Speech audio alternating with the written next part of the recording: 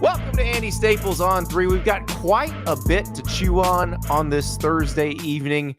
Still got a couple post-signing day interviews for you to hear. We've got Florida State's Mike Norvell. We've got Tennessee's Josh Heupel.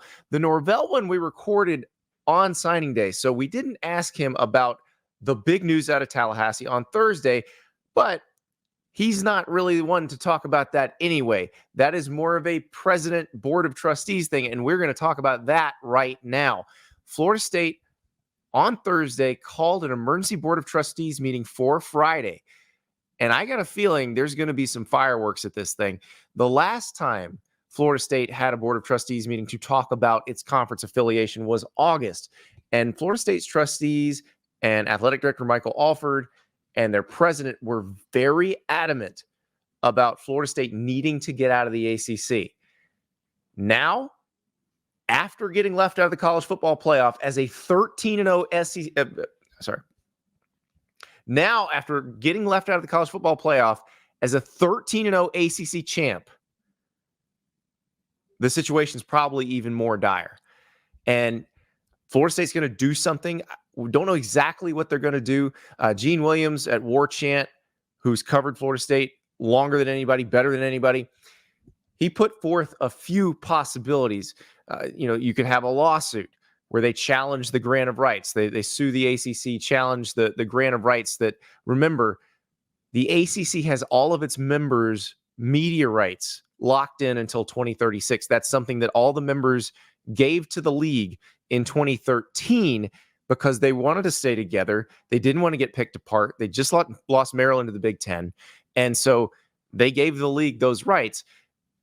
Then when the TV contract was extended, when the ACC network was created, that whole deal got extended to 2036, which at the time seemed like a long way away. Feels even farther away now because of how much the Big Ten and the SEC have jumped the ACC in terms of revenue. But all that stuff in August was about revenue, was about money. Now there's another piece of it. The perception piece of it, and also what the ACC did or didn't do down the stretch of this season to try to help Florida State not get left out of the college football playoff. So let's talk about the revenue piece of it anyway, because that is what they've been working on. This is not new.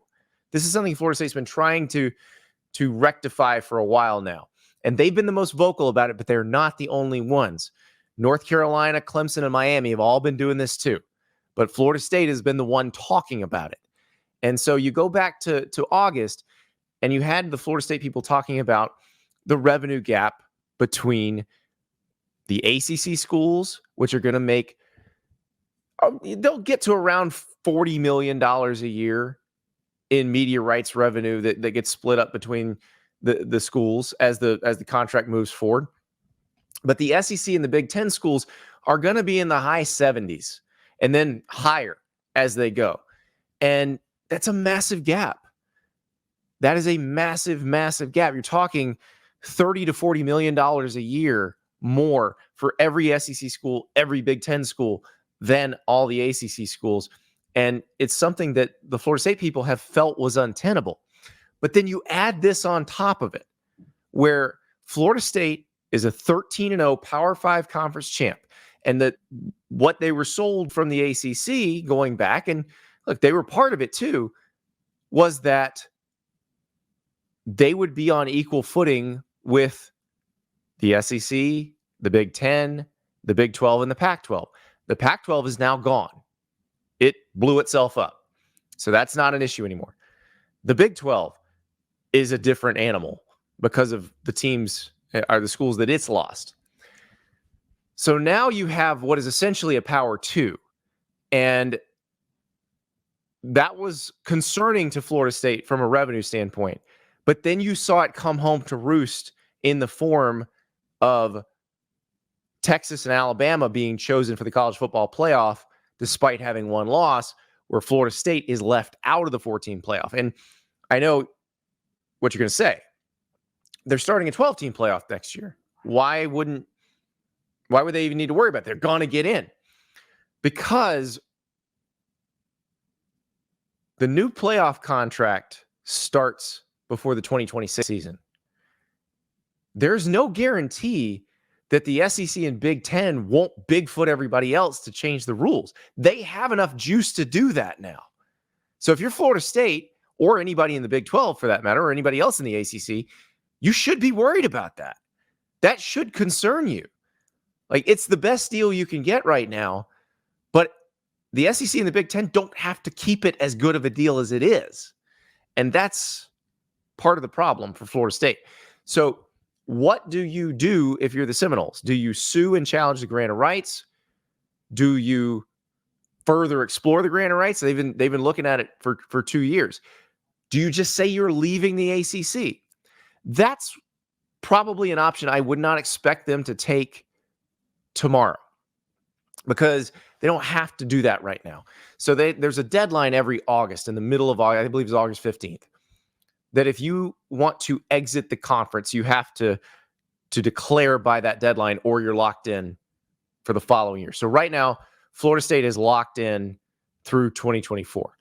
If they would like to not be in the conference starting in 2025, they can declare that they're out. So if any time between now and August 15th, 2024, they can declare that they're out for 2025.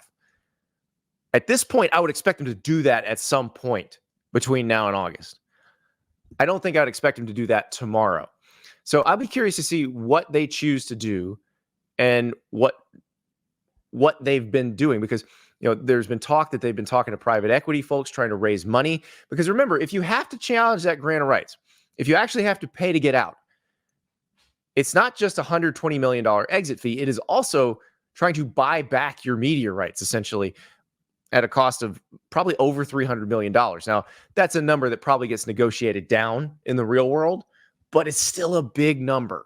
And we don't know how ironclad this grant of rights would be in court. We've never seen anybody challenge one. The Big 12 had one. Big 10 has one. And we've not seen anybody say, we challenge the validity of this thing, because there's a thought that it could completely fall apart on a challenge. But the backside of that is, if it doesn't, you're on the hook for a fortune. And that's where Florida State's at right now. But the reason Florida State is so sure of itself and sounded that way back in August is because they're just doing the math on this thing. They're taking the deficit of where they would be if they're in the ACC through 2036 versus if they were in the Big Ten or the SEC. And they're going to be that far behind money-wise anyway. So if they're going to do that, they may as well spend it. They may as well mortgage it, essentially, and get out. Now, I think the next question that people are asking is, okay, well, then where would they go? Would the SEC take them? Would the Big Ten take them? I think that's an interesting question, because there's no guarantee that either one would take them. The Big Ten just added 4 schools. The SEC just added 2. The Big Ten's at 18. The SEC's at 16. We've never seen these leagues run at that size before. We don't know if it's manageable. We don't know if they feel like they need any more. But here's what I will say about this. If you look at this, because I think the last few weeks have been very instructive in this. That SEC schedule for 2024, when it came out, you looked at that thing and you were like, damn, that's a lot of brands. That's a lot of really, really good games. That Big Ten schedule that came out a few months ago looked great until that SEC schedule came out. So the 18-team Big Ten, it's a much nicer schedule. When you throw Oregon, Washington, USC, UCLA into that mix, it gets more fun. When you take away the divisions, it gets more fun. It still ain't as fun as that SEC schedule. And so if you're for the Big Ten, if you're Fox, that is essentially pulling the strings in the Big Ten. Let's be real here. And you would like to compete more with the Big Ten. If you'd like to compete more with the SEC as the Big Ten. Wouldn't you want to sprinkle somebody like Florida State across 9 different teams' schedules? That seems like it would make it much more exciting. That seems like it would make the television product considerably better. I think that's something Florida State would want. The question is, would it happen? Big Ten's never taken on a new school that isn't part of the Association of American Universities. Florida State is not. Miami is. North Carolina is. Florida State and Clemson aren't. Would the Big Ten change that? Remember, they took Nebraska. Nebraska got booted out of the AAU. They kept Nebraska. So it's not like they're kicking them out. Is that something that they would consider? Is it a reorganization of priorities? North Carolina, coveted by the Big Ten and the SEC both. The SEC would like to increase its footprint. The Big Ten, the prestige of North Carolina, it fits very well with the institutions already there, and also an increase of the footprint. But the Big Ten getting into Florida, getting into the South, how much does that matter to them? How much does that matter to Fox? I feel like that would matter a lot. And I also think there's a lot of eyes on FSU here because Florida State has been the one willing to say this. They've been willing to talk about it. Like I said before, Clemson, Miami, North Carolina, all doing the same thing in terms of research behind the scenes. None of them willing to say what Florida State has said. In fact, some of them have been pretty outwardly critical of the way Florida State has handled this. I think they should probably be a little more grateful because Florida State's doing the hard work. Florida State's being the canary in the coal mine for them because they went out just as bad. And so I do wonder if the Big Ten decided to come south, would that cause the SEC to move? Because like I said, the 16-team SEC, you look at those schedules, they don't need to do anything different. But if the Big Ten were encroaching on their territory, would they try to get stronger, beef up a little more to make the product even better? Is that where a Clemson might be able to get into the SEC? Is that where they might say, no, we will take Florida State? It would be an interesting situation.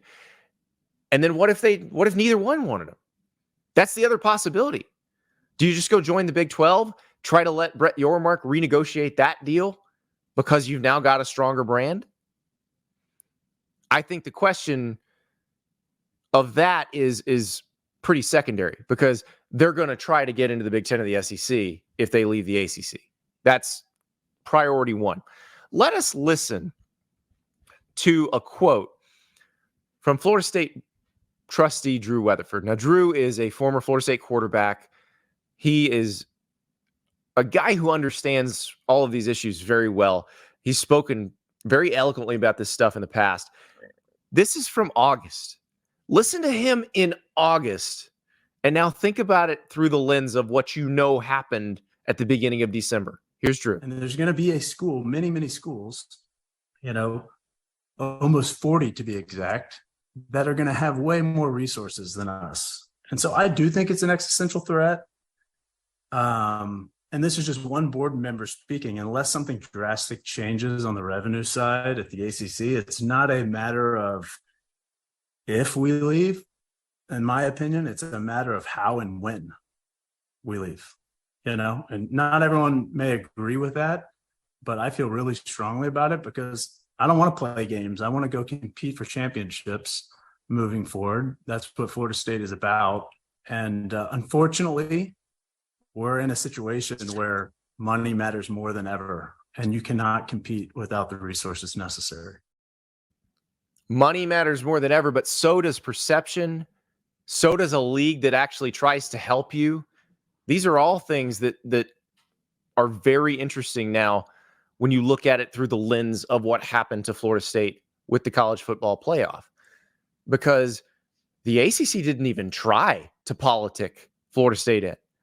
Greg Sankey, the SEC commissioner, was speaking into whatever microphone he could find on the day of the SEC championship game because he was trying to figure out, hey, if Alabama wins this thing, how do I get Alabama and Georgia into the playoff? That's what he was thinking about. Jim Phillips of the ACC didn't say a boo. It didn't say peep. Didn't say boo. We're not talking about Boo Corrigan, the NC State athletic director, but did not say anything until after Florida State was excluded. And he came out with a very fiery statement that meant nothing because it was too late. So the ACC failed Florida State miserably on that front. Meanwhile, Drew Weatherford talking about almost 40. It's 35 schools, essentially. It's the 34 schools of the Big Ten and the SEC plus Notre Dame that beat everybody in the ACC everybody in the Big 12 in a perception war. And so you don't want to be perceived as in a weaker conference. And right now, if you are Mike Norvell trying to recruit for Florida State, and you're going to hear me ask him this question during our interview, how do you handle those questions? You know people are recruiting against Florida State with this. You know Auburn, Georgia, Alabama, LSU, all of those schools that Florida State recruits against on a regular basis, Florida, all of them, they're saying, well, why would you go there? Look at what happened. They won that league, and they didn't even make the 14 playoff. Why don't you go to a place where you can actually compete for national titles? That is now what Florida State must contend with on the recruiting trail. And that, you can argue, if you're Florida State, is the ACC's fault. So they have the arguments now. They have even more ammo than they had before. The question is, do they have the war chest if it comes down to they have to just buy their way out? And then if they do, is one of the leagues they want to get into going to take them? These are all questions that remain in the air. They have to be answered. But first, we have to know how Florida State plans to handle this. Perhaps we get the first set of answers when the Board of Trustees meets on Friday. Get your popcorn ready. You're going to hear from Florida State coach Mike Norvell in just a minute. But first, I want to tell you about Game Time. If you want to go to the college football play, they've excluded Florida State, but they will not exclude you, because you could go to the Rose Bowl and watch Alabama, Michigan, or to the Sugar Bowl and watch Texas and Washington with Game Time. Last minute tickets, stress-free buying, doesn't matter. Download the Game Time app. Use the code Staples. Get $20 off your first purchase. Maybe you want to go to one of the other bowl games. Maybe the Cheez-It Bowl, Tennessee and Iowa. Maybe you want to take in a concert, comedy show, you name it. They have the tickets on Game Time, and it's so easy. You type in your event, you find your seat, and the photo there is not a random photo. It is telling you exactly where you'd be sitting in the stadium. A couple more clicks, that ticket is yours. So easy. Game Time is the way to buy last-minute tickets or tickets to that sold-out event that you were sure you couldn't get tickets to. Well, you can get tickets through Game Time. So download the app, use the code Staples, $20 off your first purchase. All right, here is Mike Norvell. Again, we didn't talk about the Board of Trustees stuff. It hadn't popped up yet, but we did talk about his class and a stat that I found really interesting about the depth of this particular Florida State class. We are joined by Florida State coach Mike Norvell, and this is a very interesting day for you, Mike, because this is a stat that I saw on War Chant that I had not realized. This is the most top 200 recruits that Florida State has signed out of high school since 2016. This build you've been on, it feels like it took a while to get to this point, but now people have seen what you can do, and it feels like they're wanting to jump on board. No, I mean, it's been it's a great class, first off, and just so excited about the guys that have come into the program. And one thing to turn on film and watch the way that they can play, all the highlights and the abilities. That's another thing to get to know the young men. And this has truly been a class that's been 4 years in the making. From coming in, starting to build the relationships at a foundational level. We faced some challenges with COVID and not being able to go and really be in high schools there for the first year and a half.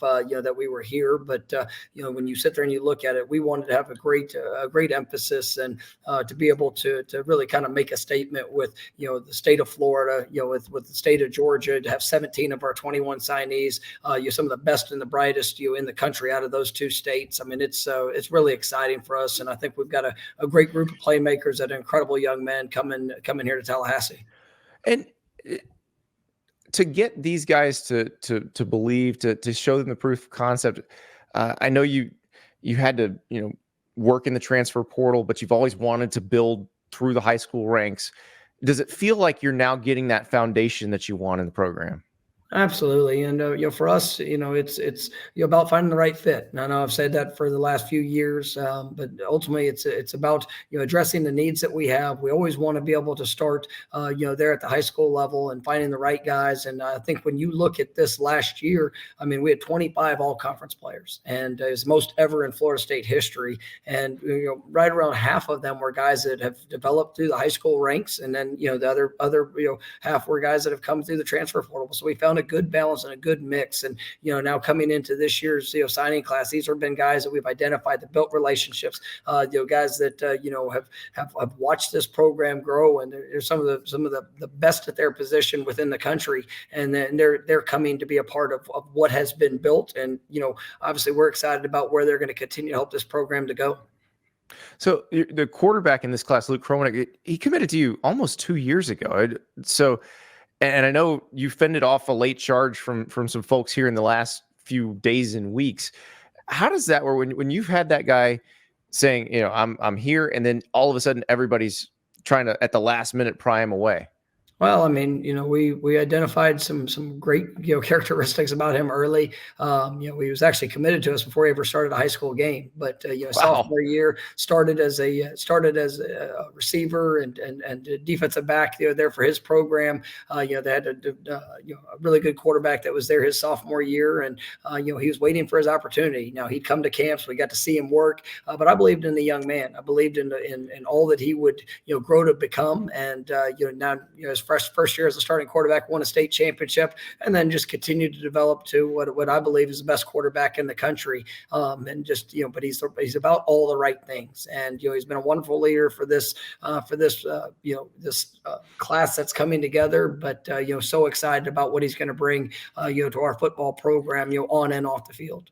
How do you make that decision to offer when you've seen a guy in camp, but he's young, maybe he's waiting behind a really good player at his high school, and you haven't seen him start the high school game yet?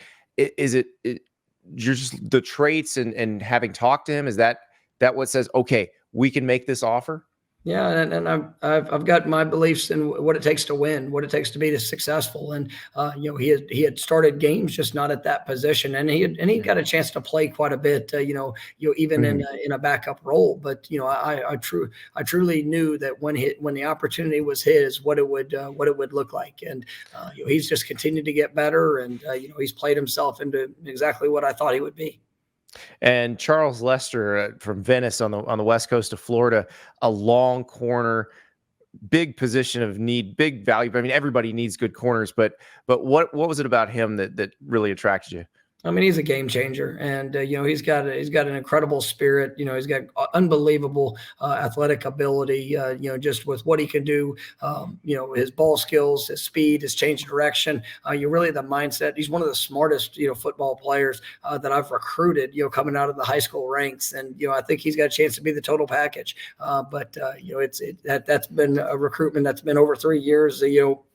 Of building that relationship, and just so excited about where he can go. And yes, you mentioned the position of need. I think we hit a home run in our defensive back class. We have assigned 4 DBs that have such great versatility and athletic ability. But really, I think that's going to be a special group as we're moving forward. So you mentioned yesterday that you're still struggling with what happened with the college football playoff, and dealing with it. I can't imagine how you address the players, how you deal with that. But do recruits ask about that? Have you had to address that with these high school players before they signed?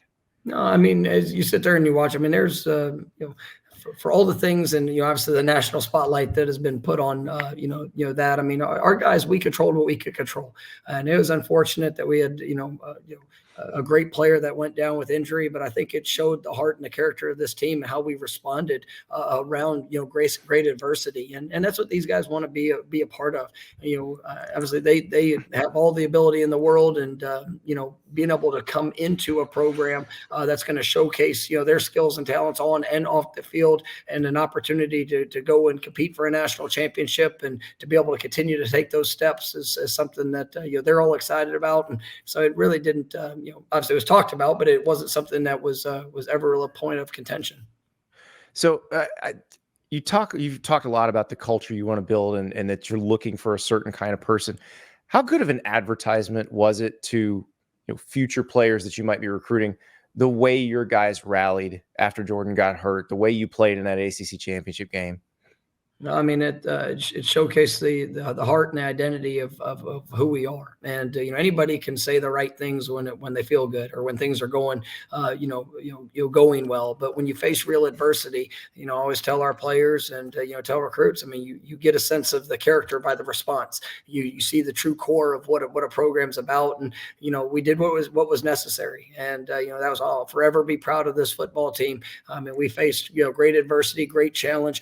Plenty of people doubted that what we could do and how it could be done, but they just continue to answer the call, and I think that's something that has recruits and everybody around watching Florida State. I mean, excited for where we're headed.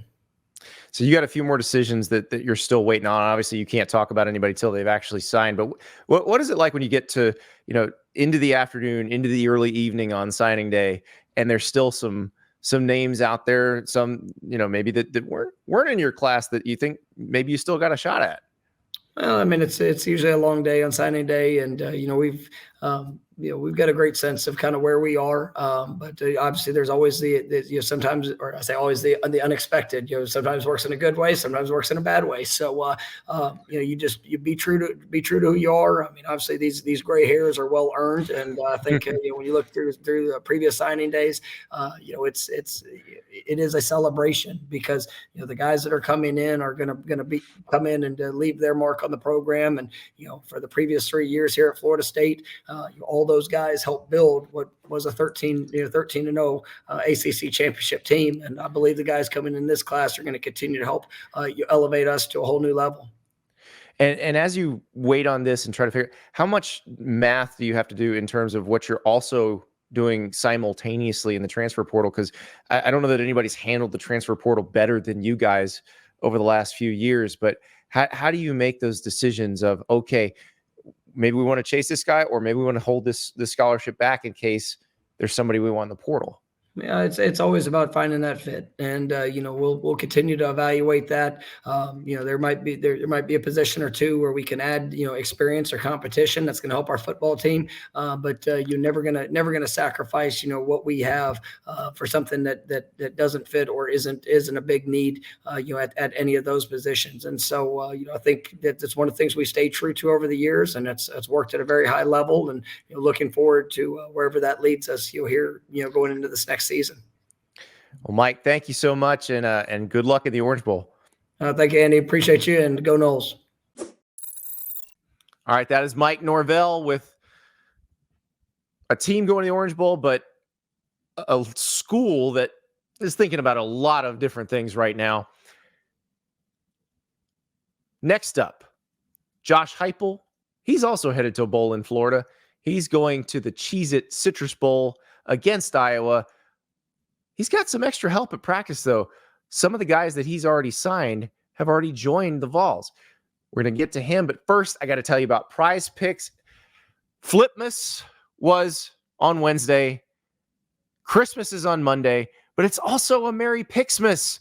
Prize Picks is the most fun daily fantasy game in America, and you just download that app, and they're going to give you a couple of things. First of all, use the code Andy, and you will get a deposit match up to $100. So your first deposit, you put in $100, they'll match you up to $100.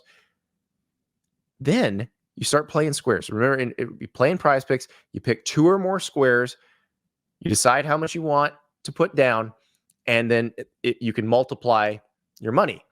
Well, if you would like an essentially free square, that is their gift to you. There's a Kevin Durant square. If he scores 1 point on Christmas Day, then you're going to win that square. So if you were to pick one more square in the NBA or in the NFL, well, guess what? You win. It's just like that. It's just that easy. But NBA, NFL, college football, you name it, as the games get close, you just open the app. You say, oh, they think this receiver is going to get 100 yards receiving. Well, it's probably going to be like 99.5. And you say, I think he will get more than that, or I think he will get less than that. It's that easy. They also have demon and goblin squares. Those demon squares, they're a little bit harder to win, but you can win up to 100 times your money if you're willing to take that risk. Prize Picks, lots of ways to play, lots of fun, and of course, Pixmas, that free Kevin Durant square. Well, essentially, he does have to score 1 point. Go to Prize Picks, use the code Andy, get that first deposit match up to $100. All right, now it is time to talk to Tennessee coach Josh Heupel.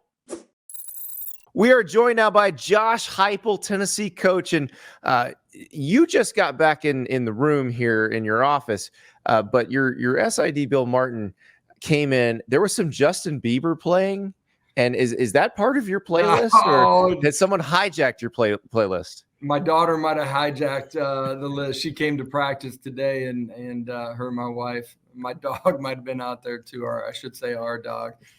She might have been hitting some Taylor Swift music, and it transitioned over to Bieber.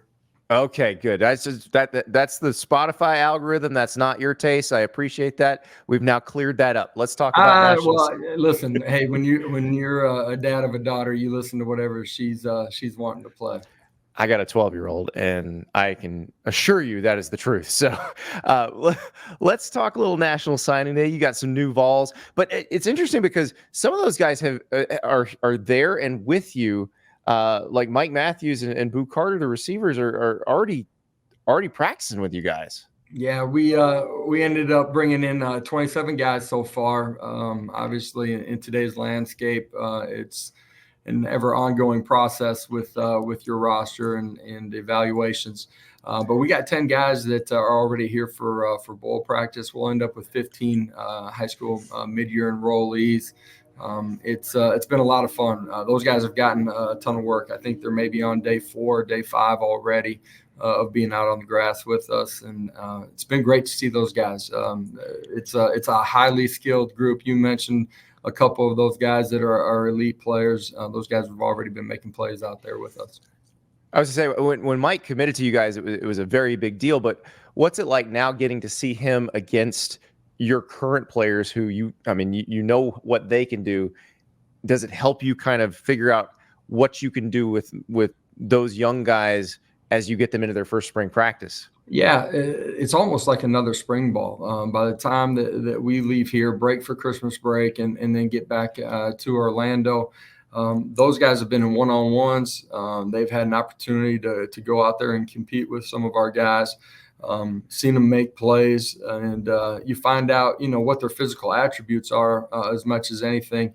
But you also find out some things just fundamentally where you got to help them grow before we get back out there in March for spring ball. And so it's not just the high school guys coming in, because you've also got people coming in from the transfer portal as well. Holden Stays, the Notre Dame tight end transfer. You got him. What have you seen from him so far? Yeah, he actually just got to campus today. So tomorrow will be our first day out on the field with him. We're really excited about him. We're losing 2 really good tight ends that are running out of eligibility that will be playing at the next level. We have good young tight end here on campus in Ethan Davis, but it's a room that we knew that we had to, in some ways, kind of patch that roster spot. And we're really excited about him being here with us. You can see on the film against high-level competition, him out there making plays. He's got length and athleticism to be a real threat in the pass game, dynamic with the ball in his hands after the catch, the ability to use his body and create separation and win some one-on-ones. But he's also got the ability to do everything in the run game when he's in the core that helps us go play the way that we need to play. So you've got the guys who actually run out of eligibility. That still happens in the state. I feel like that's just starting to happen. Yeah. How do you handle the math on that when you're trying to fill out this roster and you're talking to people in the transfer portal, you're recruiting high school guys 2 and 3 years out? How do you handle that math? Yeah, you got to understand that you have a plan of where you think your roster is going to be at, some things that you need to do. High school recruiting is still uber important. You got to bring in guys that you can develop, physically and fundamentally, and also the culture of your locker room and in your program. I think that's still extremely important. But you also know that on a minute's notice, you might lose a guy. Based on who you have on your roster, you're projecting, where you think guys will be at by the time you get to training camp. And if you feel like there's a veteran guy that fits the culture of who and what your program is about, that can also bring some playmaking ability or be a dominant player at the line of scrimmage, you got to make sure that you're covering your bases and making your roster as strong as it can be before you get to next fall. How have you managed to maintain that culture? Because you guys do seem to still be having a lot of fun. That's one thing I noticed when I visited with you guys is players are always around the offices and wanting to hang out. How do you encourage that sort of atmosphere? And are you looking for guys out of high school who kind of fit in that, or do you want them to see that and say, okay, that's something I want to be part of? Yeah, I think, it's got to be the basis of who you are inside of your building. You got to have like-minded coaches. You got to create a staff dynamic where everybody's on the same team. You got to have fun as a staff too. That's got to be a part of your interactions with your players. You got to be intentional in creating that culture of, competing extremely hard, having the core principles of what you got to be a Tennessee Vol, but you got to create that dynamic, and you do that, through your team activities. But it's also the energy that you got to have out on the practice field every single day, and the consistency of that, and the message that you deliver. We got a great staff here. We got great leadership inside of our locker room. As you go out and you start recruiting, that can be in the portal, that can be your high school recruiting. I do think it's important that you understand the type of people that you're bringing in, and do they fit that culture. And everybody's on a journey of becoming the man that they want to be in the player too. So you got to balance, where they're at, what they've been exposed to, how you feel like they have an opportunity to grow, and can, your staff and your players inside of that locker room help them develop extremely quickly. Well, one thing I found interesting talking to coaches today, Josh, is that people have said over and over again, when you're recruiting these guys out of high school now, you have to make sure whether they want to come to your school or not, that the last time you talk, you end on a really good note, because you may wind up recruiting them again. You may have another shot, whether that's as a potential flip candidate or in the transfer portal. Is that something that you have to talk to your coaches about and say, hey, make sure we end things on the right note with these guys, even if they tell us no? Well, our staff is a group of individuals that care about, developing young men and are relationship driven. So that's who they are. If I remind them or not, they're professional. They handle themselves the right way. But I do think it's important because, there are going to be opportunities to recruit some of these guys again based on, kind of what the landscape of college football is right now. So when you get off the road, Dan Lanning told us he gained 9 pounds in just basically in-home visits.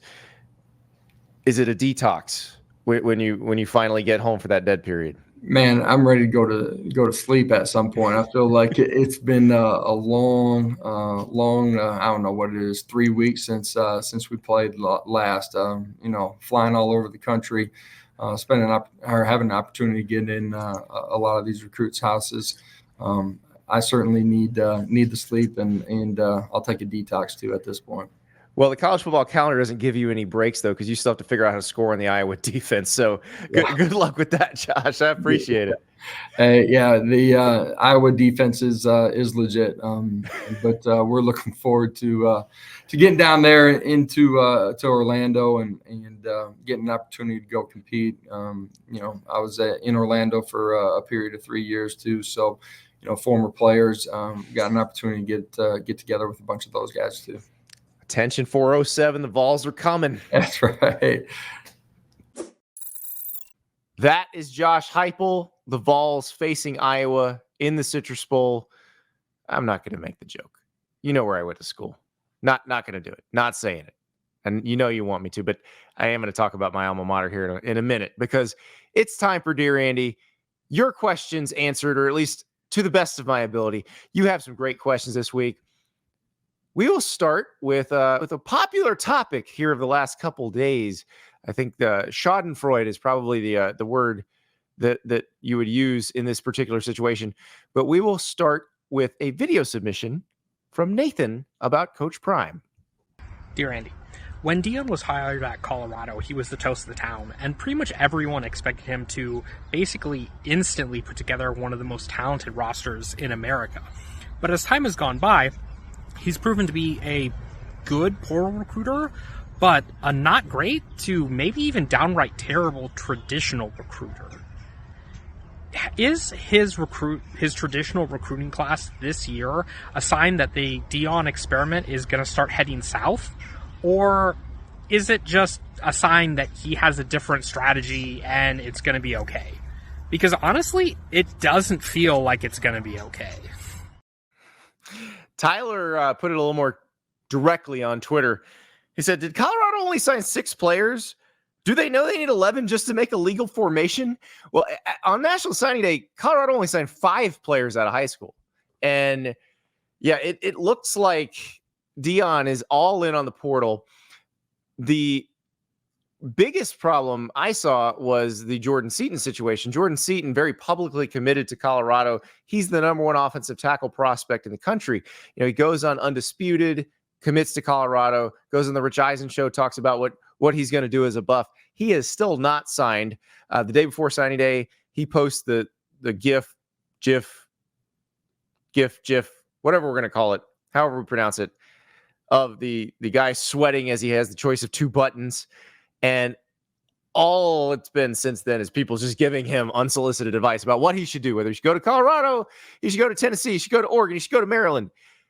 Well, we don't know what Jordan Seaton's going to do, but we know he hadn't signed with Colorado yet. And it's funny because when Josh Newberg made a video right after Jordan Seaton's commitment, he was talking about Deion on the recruiting trail. And his number 1 thing that Deion had to do was actually sign Jordan Seaton. Josh, who is really smart, he nailed that one. He nailed that one because right now, Jordan Seaton, as I record this, is unsigned. That was the one that I thought when he committed, and he seemed very certain of that commitment, I was like, okay. I was a little worried because Deion hadn't been doing much in the high school recruiting area, and his portal recruiting, I've seen all these stories about how he's dominating the portal. I don't really get that from what we've seen. I mean, like our scouting people who rank the portal, no, Louisville's dominating the portal. Ole Miss is dominating the portal. Florida State always dominates the portal, but Colorado's not really dominating it right now. And so Jordan Seaton coming out of high school, plug and play offensive tackle, you just don't find those people. Like they don't exist in the portal. You have to recruit them out of high school. And so I thought, all right, this is a good sign. But if he's not coming, and if Deion's just going to keep trying to do this out of the portal every year, it's not going to work. And he's always talked about how it's part of the plan. There's a grand plan to this. There's no grand plan if you can never block.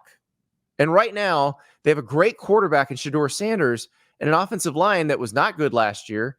And that if they're just going to take a bunch of guys out of the portal, is probably not going to be great this year, next year, the year after that, the year after that. Like you got to start building in the trenches in the high school ranks. We talked to Kirby Smart on Wednesday. It's the only way to do it. Like he's got the best offensive defensive line classes almost every year. He's won the last 2 national titles. Not going to win this one, but guess what? They're going to compete for the next one and the next one and the next one. I don't know what Deion's doing. I really don't. Because if you're not going to get good high school players, it's not going to work long term. Yes, the game's changing, and perhaps this was an experiment to see, all right, with all of the situations for everyone changing, can we do it this way and succeed? And the answer is, to a point, you can. But not winning big. Like you're in a league, like Utah came with you to the Big 12. Utah recruits really good offensive and defensive linemen every year out of high school, and then they make them better. That's what you got to deal with. You know, Baylor can recruit good offensive linemen and defensive linemen where they are in Texas. So can TCU. Houston has an abundance of them living right there. This is not going to be easy if they are not going to And it's not even a matter of, oh, Deion has to follow the rules everybody else follows, or suddenly we can't respect him. No, it's not that. If there were an easier way, somebody would have figured it out by now. Like, people would have been following Deion's example here. But there's not an easier way. And so I just don't know what's going to happen to them going forward if they are not going to engage in trying to get really good high school players. Because if that's not part of what they do, then ultimately they're probably going to continue to be lackluster on the lines of scrimmage, and that's going to produce lackluster records. They improved Colorado this year. I think they'll improve again. I think maybe they get them bowl eligible next year. But it doesn't go much past that if you can't start building in the trenches. And the only way right now is through the high school ranks. Maybe that changes. Maybe you can start doing that through the portal in future years, but it's not happening right now. And I don't know. Given his magnetism, he seems like a natural recruiter. I would think Deion could do better recruiting guys out of high school. And I realize there's a significant NIL piece to this, and that Colorado probably isn't as robust in terms of its collective as some of these schools that are signing the best players. But you gotta try. You gotta do better than this. It's gotta be better than this. Speaking of, it's gotta be better than this. Got a couple questions here that are of a similar tone. We'll start with Logan. Dear Andy, first-time emailer, question asker, long-time listener. I'm a senior at UF. My Dear Andy question naturally is about the Gators. Obviously, National Signing Day wasn't the result everyone in town hoped for, and the portal moves haven't exactly been aggressive either. Now we find out this morning that Jay Bateman, the linebackers coach, is leaving for Texas A&M, seemingly leaving legacy top 100 signee Miles Graham and company high and dry. Bottom line, if you're Billy Napier and his army of assistants, where do you go from here? All things considered at present, do you believe the problem is Billy-centric, or do you think that it's more at an institutional level? And he said Scott Strickland, the athletic department, Florida Victorious, which is a collective. He said, thanks again. Look forward to hearing back. And now we also have one from Andrew, a little more direct. During the season, Florida's 2024 recruiting class was the answer to all criticisms of Billy Napier. The product on the field was bad, but look at those recruits. After that class faded away like the last 2 minutes of Infinity War, are there any signs of progress left at UF? That is my producer, River, cheering at the Marvel reference. My former co-host, Ari Wasserman, wouldn't even know what that meant. But the last 2 minutes of Infinity War, well, if I'm spoiling it for you, too bad. It's like 10 years old. Everybody turns to dust after Thanos snaps his fingers. That probably is an apt description of Florida's 2024 recruiting class, which at one point was ranked as high as number 3 in the On3 industry rankings. But they got a lot of guys flipped here in the last few months, including a few in the last few days. Xavier Filsame to Texas, Darius Hayes to Miami, Amaris Williams to Auburn, Nasir Johnson to Georgia, Jamonte Waller to Auburn, Isaiah Williams to Texas A&M, Wardell Mack to Texas. They did sign G.J. Lagway, the cornerstone of the class, the quarterback. They also signed L.J. McCray, the number 1 ranked edge rusher in the country. He goes to Daytona Beach Mainland High. But that team is not the same team that was being sold during the season as the wheels were falling off on the field. And it's number 16 as a class in our On3 recruiting rankings. It's just not, it's not good.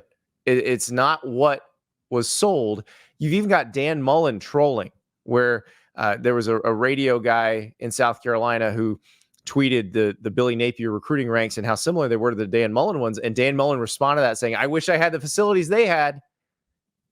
It was a pretty dynamite troll job from Dan Mullen, who got criticized a lot for how he recruited. And yeah, his successor, who came in talking a huge game about how he was going to build through the high school recruiting, was going to sign players the way Georgia and Alabama signed players. He's not doing that. And so now Florida has to hope that DJ Lagway can get this done, that LJ McCray can contribute. Because as Logan pointed out, they've not been particularly aggressive in the transfer portal. They've gotten some guys, but getting a safety from Oregon who didn't really play last season because he was buried on the depth chart, like, that's not encouraging. That's not exactly what you want to see. And this is a problem. And then add in the coaching situation. They fire Sean Spencer as D-line coach. They don't hire a defensive line coach before signing day. Then they lose Jay Bateman, their linebackers coach, who's now going to be the defensive coordinator at Texas A&M. And so Logan mentioned the Miles Graham situation. Miles Graham is a linebacker for Buchholz High in Gainesville. His dad is Ernest Graham, former Florida running back. And Ernest Graham was not pleased on Thursday. Here's what he tweeted. My son was raised to understand the business as it exists, but there have been new levels of disconnect with this program that I have never, ever experienced. No calls, no communication, and the driest experience imaginable. I'm just going to start there. That's from not just a great former player, but the dad of one of your signees. Which, by the way, I do enjoy all of the comments under that tweet where fans are saying, Ernest, you don't need to be airing this in public. Like telling a guy who was a great player at Florida and the dad of a signee how he should feel about this. I think he feels pretty strongly, and I think there's a lot of people who share the way he feels. Here's the thing about all of this. So much has been put on DJ Lagway. I kind of feel bad for the guy. He is a great high school player in Willis, Texas. He may be a great college quarterback. But the problem is you can't expect him to do the saving of the program as a true freshman. Also, he's not even really supposed to start this year. Graham Mertz is supposed to start this year at quarterback for Florida. So I don't know what everybody's expecting because the schedule's brutal. The roster does not seem to be any better. So all of a sudden, they're supposed to be better than 5-7? Because that's the only way I can see Billy Napier keeping his job after this season. And as to Logan's question about institutional, that I get confused because people keep asking me, well, they say they got to fire Scott Strickland if you're going to fire Billy. Of course you are. Like Scott Strickland knows that. Scott Strickland is Florida's AD. He's well aware that he will be fired before Billy Napier is fired if they're going to go down that road. Like he knows that. They're not going to let him hire a third football coach. This situation doesn't seem to be getting any better. And this is as apathetic and just checked out as I can remember a Florida fan base being. It used to be they would get angry about stuff like this, but I don't see that from them right now. I see them sort of resigned to their fate. And that's probably a worse place to be. And so there's a massive buyout. Billy Napier is going to go into the 2024 season. There will still be a massive buyout after that season. But guess what? If they have the same year they had, you're going to have to do something because everything's going to dry up after that. So it'll be a very interesting next few months in Gainesville just to see how they try to spin this, what they try. I mean, there's really no spinning it. So if you're Billy Napier, you don't even bother. Like, don't try to spin this at all. Just try to make the team better if you can. And try to be better. And I don't know what does it. Like, is it 7-5? Is it 8-4? That seems impossible with this roster against this schedule, but you never know. You don't know how teams coalesce. You don't know how chemistry goes. Perhaps some of those young players that he has brought in, perhaps they're better. But offensive line, defensive line remain very worrisome positions. We'll just see what happens, but it doesn't look very promising for Florida right now. Next one comes from Jonathan, more of a statement than a question, but I thought it was really interesting. To me, at least, it's become obvious that if a top 10 high school quarterback wants his biggest payday, it won't be at a top 10 program. We're talking about NIL stuff, and this is a really interesting point, and I think it's true. I think you look at Lagway, you look at the Dylan Raiola situation, I would bet, I haven't seen the numbers, but I have talked to enough people and heard figures bandied about. I would bet that Dylan Raiola and DJ Lagway are probably the top two earners in the class of 2024. And it's because Nebraska and Florida have to have them. Dylan Raiola was committed to Georgia. Georgia doesn't have to have Dylan Raiola. And that's the one difference. You've heard me talk a million times about how the pay scale with NIL and eventually when whatever they're going to get to mimics the NFL pay scale. Quarterbacks at the top, offensive tackles and edge rushers, defensive tackles, cornerbacks. Like those are the positions of importance. But here's the thing. Here's where it's different in one way. In the NFL, you must have an elite quarterback if you want to win it all. Only way. You can't do it without one. In college football, you don't have to have one. If you have great offensive and defensive lines, if you have a couple dynamic playmakers on offense, couple lockdown DBs on defense, you can have an above average quarterback and still win a national title. I'm not going to say an average or a bad. Like, if you're looking for Stetson Bennett slander here, you're not going to get it. I thought Stetson Bennett was a really good college quarterback, but Stetson Bennett wasn't a first round draft pick. You don't have to have that to win a national title. So I do think the programs that can build in the trenches, and you heard me just talking about Kirby Smart when I was talking about Deion, Nick Saban, Kirby Smart, Ryan Day, those coaches do not need to overpay for a quarterback. They do not need to stretch out their wallets. They do not need to be held ransom by a quarterback. They just don't. They can find somebody to make it work because they have people who can block and they have people on the other side of the ball where their 4 can beat your 5. Those are the 2 most important things in college football. That's where the bulk of your money should go. They understand that. I think the other schools need the pop. They need to overpay.